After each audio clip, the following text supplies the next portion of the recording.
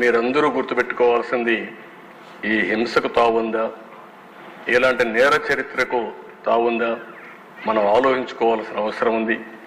ప్రజలకు కూడా చెప్తాను, నేను ముఖ్యం కాదు, ఈ రాష్ట్రం ముఖ్యం. నేను శాశ్వతం కాదు, ఈ రాష్ట్రం శాశ్వతం.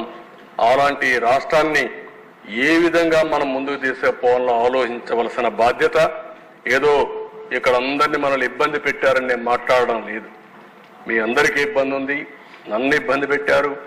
సరే, భగవంతుడు మనల్ని కాపాడాడు, అది వేరే విషయం, చరిత్ర. కానీ అందుకే నేను చాలాసార్లు మీటింగ్లో చెప్పాను, ఎవరు రాజకీయాల్లో ఉన్నా పర్వాలేదు, కానీ ఇలాంటి వ్యక్తులు రాజకీయాలకు అర్హత లేదనేది నా అభిప్రాయం. ఇప్పుడు కూడా స్ట్రాంగ్లీ ఆ విషయమే ప్రజలకు చెప్తున్నాను. మీరు కూడా ఆలోచించండి, అందరూ కలిసి ముందుకు పోవాల్సిందిగా నేను కోరుకుంటే. నెక్స్ట్,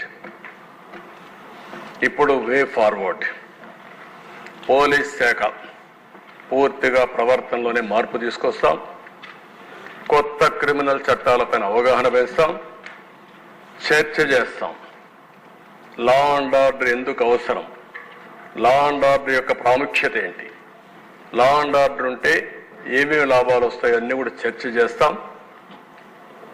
ఏదైతే మోడర్న్ ఎక్విప్మెంట్ ఉందో అత్యాధునిక సాంకేతిక పరిజ్ఞానం తీసుకొచ్చి ఎవరు తప్పు చేసినా, నిన్న మీరు చూస్తే ఏ పరిస్థితికి వచ్చారంటే మదనపల్లి ఫైల్స్, ఇది లేటెస్ట్ కేసు. అక్కడ సిఎస్ అందరూ ఉన్నారు, దగ్గర దగ్గర 2000 ఫైల్స్ కాల్ చేశారు, అన్ని రిట్రీవ్ చేస్తున్నారు ఇప్పుడు. అంటే ఏ విధంగా వీళ్ళు తయారైపోయారంటే వీళ్ళు చేసే ఘోరాలు నేరాలు కప్పిపుచ్చుకోవడానికి దేనికైనా తెగాయించే పరిస్థితికి వస్తున్నారు. అందుకనే ఈ టెక్నాలజీ కూడా ఉపయోగించుకుంటాం. గంజాయి మారక ద్రవ్యాల బెడదపై పోరాటం చేస్తాం, ప్రజల్లో అవగాహన చేస్తాం, ఇంకా డిబేట్ చేద్దాం. ఎట్టి పరిస్థితుల్లో దీన్ని ఎరాడికేట్ చేయాల్సిన బాధ్యత ఈ ప్రభుత్వం పైన ఉంది. దాన్ని పూర్తిగా ప్రజల్లో తీసుకుపోయే బాధ్యత ఇక్కడ ఉండే ఎమ్మెల్యేల పైన, ఈ డిపార్ట్మెంట్స్ పైన ఉందని చెప్పి నేను మీకు తెలియజేస్తూ, ప్రవర్తనాత్మక పోలీస్ శాఖ, నేరగాళ్ళలో భయం రావాలి. నేను అందుకే ఫైనల్గా ఒకటి చెప్తున్నా, లాస్ట్, నేర రహిత సమాజం, జీరో టాలరెన్స్ ఆన్ క్రైమ్. ఎక్కడ రాజీ పడే సమస్య లేదు, తన మన అనే భేదం కూడా లేదు. శాంతి భద్రతలో నూతన అధ్యాయం, new chapter in law and order will start, already started.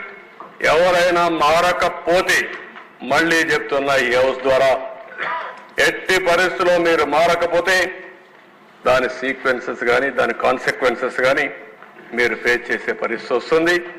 Law and ఆర్డర్కి అభయడగండి, చట్టాన్ని గౌరవించండి. లా ఆఫ్ ది ల్యాండ్ ఉంది.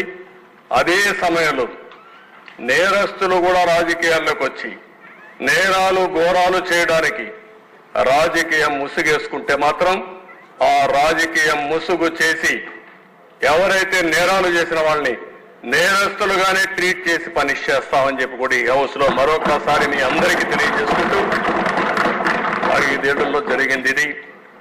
దీనికి ఒకటే పరిష్కార మార్గం, ప్రజా చైతన్యం. ఆ ప్రజా చైతన్యంతోనే ముందుకు పోయి ఒక ఆంధ్రప్రదేశ్ రాష్ట్రం పీస్ఫుల్ స్టేట్, ఒక డొసైల్గా ప్రతి ఒక్కరు కూడా ప్రపంచంలోనే తెలుగు జాతి, నేను ఎన్నోసార్లు చెప్పాను, నెంబర్ 1 కమ్యూనిటీగా చేసే అవకాశాలు ఉన్నాయని, దానికోసం ముందుకు పోతా అని చెప్పి తెలియజేసుకుంటూ, నేను చెప్పిన విషయాలన్నీ ప్రజలు ఆలోచించండి. మీకు జరిగిన ఘోరాలు అన్యాయాలు ఇక్కడనే నేను చూస్తే 80% 90% ఎమ్మెల్యేస్ అంతా బాధితులే. ఇదే సమస్య ప్రజల్లో ఉంది. వాళ్ళు చెప్పుకోలేని ఫియర్ ఉంది, భయం ఉంది. కొంతమందికి ఎవరికి చెప్పాలో తెలియని పరిస్థితుంది. వాళ్ళు కూడా చెప్పమంటున్నా, మీకు జరిగిన అన్యాయాలు చెప్పండి. మీ అన్యాయాల్ని పూర్తిగా అరికట్టే బాధ్యత, మీకు న్యాయం చేసే బాధ్యత మేము తీసుకుంటామని మరొకసారి తెలియజేసుకుంటూ, ఈ అవకాశాన్ని ఇచ్చిన స్పీకర్ గారికి మనస్ఫూర్తిగా నమస్కారాలు, ధన్యవాదాలు. థ్యాంక్ యూ అన్న. రాష్ట్రంలో గత ప్రభుత్వంలో శాంతి భద్రత పరిస్థితిపై మన ముఖ్యమంత్రి గారు చంద్రబాబు నాయుడు గారు శ్వేతపత్రం రిలీజ్ చేసే సంగతి మీకు తెలుసు. సార్ దానిపైన ఒక 5 సభ్యులు మాట్లాడతారు. టైం లేదు సార్, మళ్ళీ మీటింగ్ కూడా ఉంటాయి కాబట్టి వారిలో ముఖ్యంగా కామినేని శ్రీనివాసరావు గారి ముందు మాట్లాడవలసింది కోరుతున్నాను. అధ్యక్ష, చంద్రబాబు నాయుడు గారు చూపించిన చూస్తామంటే మనం ఎంత ఆపద నుంచి బయటపడ్డామో అర్థమవుతాను. ప్రజలు ఇంకెంత భయపడ్డారు, మనమే ఇలా ఉంటే ప్రజలు ఎంత భయపడ్డారో ఉంది. జగన్మోహన్ రెడ్డి గారు చేసిన అరాజకాలు చెప్తూ, అలాగే చాలా మంది ఎమ్మెల్యేలు కూడా వాళ్ళ ప్రాంతాల్లో రౌడీలను పెట్టి వాళ్ళ మీద మెసేజ్లు పెట్టినా వాళ్ళ మీద వ్యతిరేకంగా ఉండి కొట్టించి వాళ్ళ మీదే కేసులు పెట్టారు.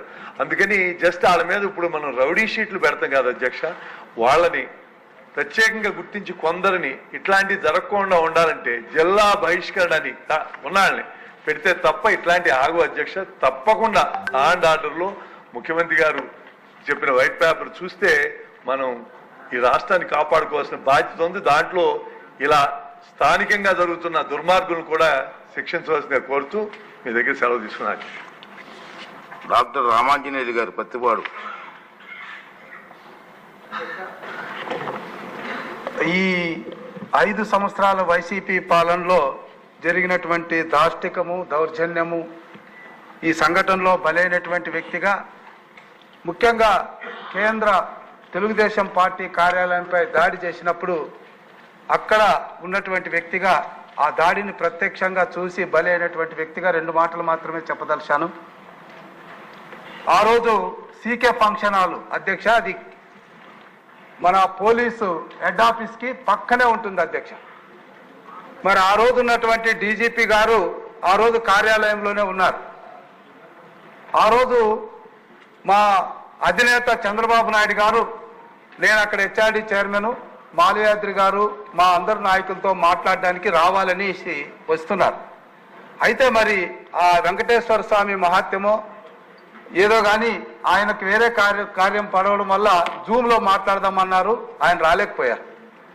అయితే అధ్యక్ష, ఆ రోజు బాబు గారు ఉన్నారనే ఉద్దేశంతోనే దాదాపు 60-70 మంది మూకలు ఫుల్గా డ్రంకన్ మూడ్లో మారణాయుధాలతో వచ్చిన మాట వాస్తవం. గేటు తోసేసుకొని విచక్షణ రహితంగా అడ్డుపడినటువంటి మా సిబ్బందిపై దాడి చేశారు.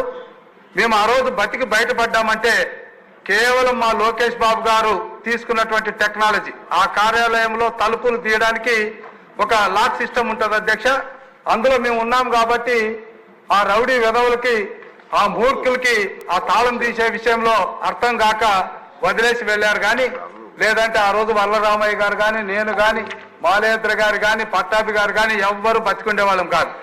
అయితే మా కోపం అంతా మా కార్ల మీద చూపారు. దాదాపు 7-8 కార్లు అక్కడ బలి అయిపోయాయి. చివరికి అధ్యక్ష, మేము దాడి పడి గాయపడినటువంటి వాళ్ళము ఎఫ్ఐఆర్ కట్టండి అని పోలీస్ స్టేషన్లకు తిరిగితే ఎఫ్ఐఆర్ కూడా కట్టలేనటువంటి ఒక నిస్సాయ స్థితిలో ఆ రోజు పోలీస్ వ్యవస్థ ఉందంటే, మరి ఆ రోజు ముఖ్యమంత్రి గారు పోలీస్ శాఖను ఎంత గుప్పెట్లో పెట్టుకున్నారన్నది అర్థమవుతుందని మనం చేసుకుంటున్నాం. అధ్యక్ష, ఈ అవకాశాన్ని ఇచ్చినందుకు తమకు ధన్యవాదాలు. సోమిరెడ్డి చంద్రమోహన్ గారు. నమస్కారం అధ్యక్ష. అధ్యక్ష, నెల్లూరు జిల్లాలో వెంకటాచలం మండలంలో 2 కరోనా టైంలో ఒక సబ్ ఇన్స్పెక్టర్ కొట్టి చంపేశారు అధ్యక్ష. వాళ్ళు చేసిన పాపం ఏంటంటే, వెంకటాచలం కుర్రోడు ఫ్రెండ్స్తో కూడా బీర్ తాగుతున్నాడు, 22 ఏళ్ల కుర్రోడు. కొడితే ఆ పిల్లోడు వెళ్ళి ఒళ్ళంతా దెబ్బలు అని తల్లికి చెప్తే ఆమె కాపటం పెట్టింది. నెక్స్ట్ డే మార్నింగ్ శవం అయితే తేలేడు. ఇంకొక అబ్బాయి కనుపూర్లో ఆయన చేసిన తప్పు ఏంటంటే, ఫ్రెండ్స్తో కూడా ఆ కరోనా సమయంలో పొలంలో ఒక షెడ్లో ప్లేయింగ్ కార్డ్స్ ఆడుతున్నాడు. ఆ సబ్ ఇన్స్పెక్టర్ తరిగి కొట్టాడు. నెక్స్ట్ డే ఒక ముస్లిం కుర్రోడు గెనం పక్కన శవం అయితే తేలేడు. కానీ వాళ్ళిద్దరు తల్లులు ఆ కరోనా టైంలో బయటకు రావడానికి భయపడి 6-7 నెలలు ఎవరికి బయట పెట్టలే.